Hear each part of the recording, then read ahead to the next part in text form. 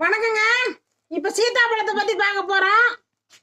இந்த பழம் கிராமத்துல எளிதா கிடைக்குங்க. இது நல்லா மரத்துல இருந்து பறிச்சு ஒரு 2 நாள் நம்ம வச்சிருந்து அப்புறம் தாங்க இதை எடுக்கணும். இப்ப எடுத்தோம்னா இப்படி சாஃப்டா பழுத்துருங்க. பழம் அவ்வளோ டேஸ்டா இருக்கும். குழந்தைங்க விரும்பி சாப்பிடுவாங்க. இது கேன்சருக்கு நல்லது.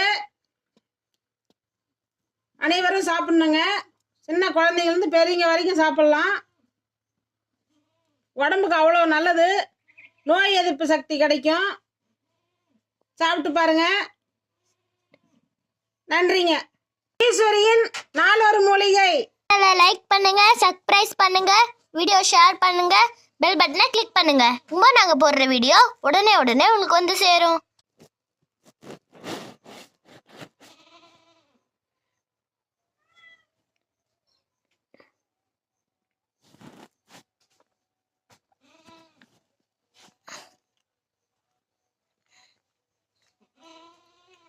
நன்றி.